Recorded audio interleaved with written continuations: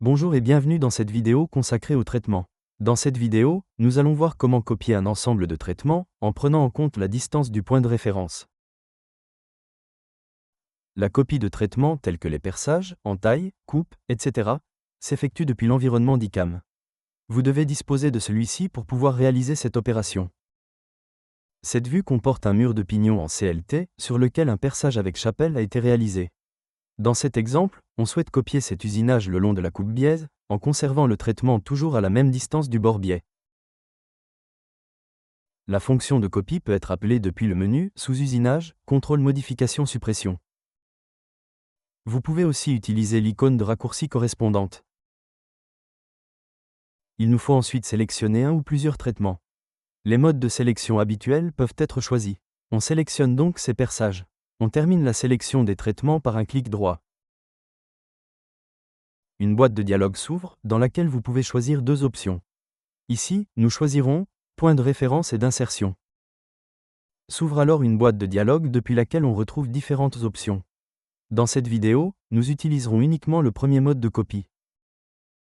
Bien sûr, le nombre de copies peut être modifié. Mais c'est surtout les cases à cocher qui sont intéressantes ici. Elles permettent de prendre en compte la distance du point de référence, suivant l'axe longitudinal et transversal du composant. Dans un premier temps, on laisse ces cases cochées, puis l'on clique ensuite sur le bouton « Direction et distance » pour les copies. On sélectionne ensuite le panneau CLT dans lequel les traitements doivent être réalisés, puis l'on effectue un clic droit pour terminer la sélection des composants. Un point de base et un point cible nous sont demandés. Lors de la sélection du point de base, le logiciel enregistre la distance qui sépare les traitements du point choisi. En positionnant le curseur sur le point cible, un aperçu de la copie est visible. On peut voir que la distance du point de référence a bien été conservée. On valide donc par un clic gauche, puis l'on quitte la fonction.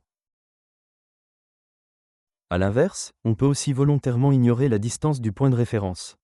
On rappelle donc la fonction de copie en suivant la même méthode, jusqu'à cette étape durant laquelle il nous est possible de désactiver la prise en compte de la distance. La distance longitudinale n'a pas vraiment d'importance ici car le point de référence est au même niveau que les traitements. En revanche, on décoche la prise en compte de la distance transversale. On clique ensuite sur le bouton « Direction et distance » pour les copies, pour poursuivre les étapes nécessaires à la copie. On sélectionne le composant, clic droit pour quitter la sélection, le point de base et le point cible. Comme vous pouvez le voir, les traitements sont alignés. En effet, le logiciel positionne les traitements non pas par rapport au point de référence, mais par rapport au bord du composant brut. Le système de coordonnées, de la face de référence de l'usinage copié, est toujours utilisé pour déterminer les distances au bord brut, mais aussi la distance longitudinale suivant l'axe X, ainsi que la distance transversale suivant l'axe Y. Vous pouvez désormais copier vos traitements en prenant en compte ou en ignorant la distance au point de référence. Merci d'avoir visionné cette vidéo en espérant qu'elle vous a été utile. N'hésitez pas à consulter les autres contenus vidéo de notre chaîne YouTube, et à bientôt pour de nouvelles vidéos.